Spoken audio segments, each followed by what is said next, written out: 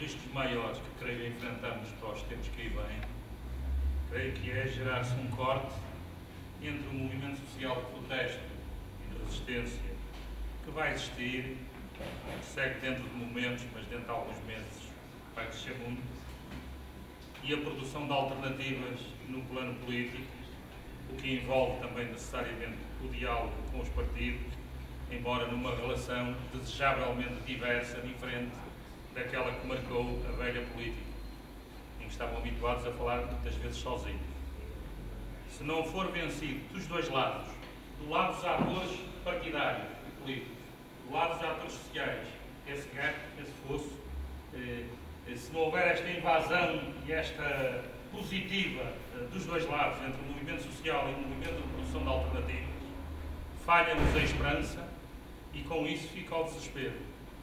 E como sabemos, olhando para o mundo e olhando também para a história, que é uma boa professora, o que sucedeu na crise social e económica dos anos 30, final dos anos 20 e dos anos 30, em que na Europa, praticamente, exceto a Grã-Bretanha e pouco mais, a determinada altura, só havia ditaduras e regimes autoritários.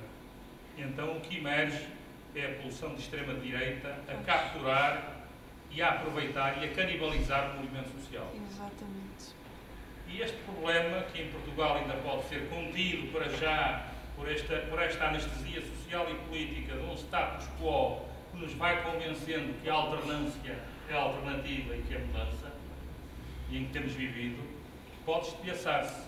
Olhamos também para o resto da Europa e como a extrema-direita está a aprender com a história e a retomar processos que levaram Hitler ao poder e outros ao poder nos anos 30. Ou seja, a capacidade de associar um discurso social pretensamente progressista, mas virado para os nacionais, que é um discurso de defesa do Estado Social. Entendamos, Hitler construiu o nacional-socialismo, construiu um certo tipo de Estado Social, que não haja grandes dúvidas aqui, com sistemas de proteção social, para os trabalhadores alemães, e para os comprar, e para os condicionar, claro, e para que os judeus pudessem ser exterminados à vontade, e os comunistas e os ciganos também.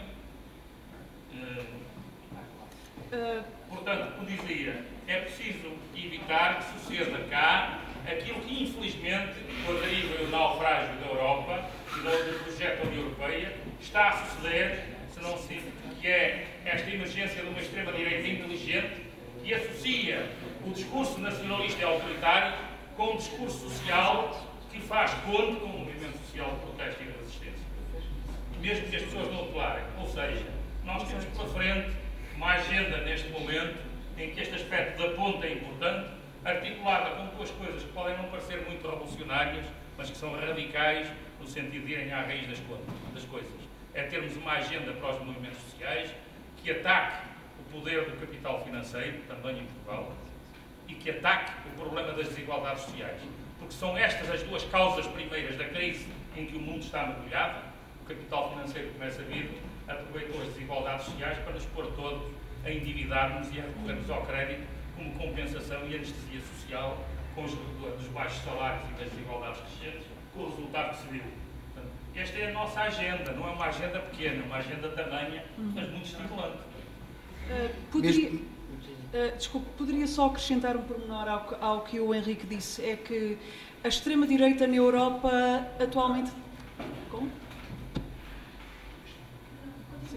É que a extrema-direita na Europa atualmente está a emergir também com várias facetas.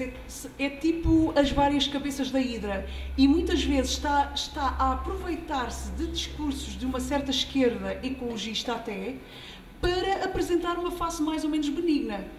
Aquilo que em alguns países se chama o fascismo verde, o green fascism.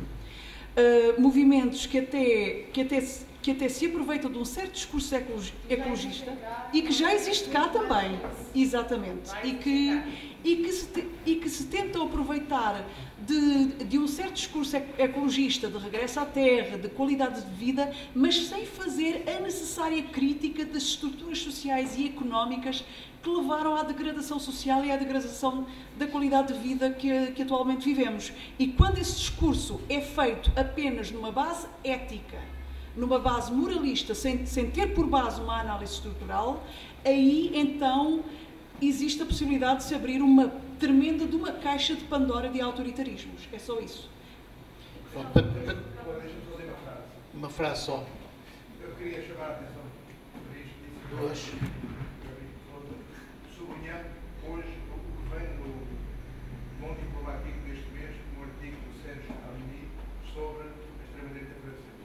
É exatamente isto. Exatamente. O programa, a novidade do programa de Marine Le Pen Exato. e a razão da sua eficácia. Já agora deixem-me só dar uma sugestão. Para quem não conhece, recomendo que vão num dos sites da ATAC Portugal, o site do blog, João de Areia. Tem outro programa que ainda está uma confusão na net, mas chegam lá. No ATAC Portugal está lá um dossiê chamado PIB, que ajuda a compreender melhor a importância de combatermos por alternativas relativamente a esse indicador que os poderosos usam para nos infernizar as vidas. Porque tudo se reduz ao PIB. A dívida pública em porcentagem do PIB, a proteção social em porcentagem do PIB, o crescimento em porcentagem do PIB. Ora, o PIB é um indicador enganador, que toda a gente mais ou menos adivinha, que é um indicador que cresce, o PIB cresce com a distribuição, não cresce com as poupanças ambientais ou com os serviços nacionais de saúde ou com a qualidade dos sistemas de proteção social. Aí desce. É por isso que o capital gosta tanto dele. E é por isso que a gente precisa lutar por alternativas a ele. Infelizmente, a ATAC foi a única organização em Portugal que se abalançou a iniciar e a propor um debate público sobre a temática. Ficou um dossiê excelente de bons investigadores que estiveram nesse debate, que na altura coordenei, e onde podem encontrar abundante informação sobre a matéria.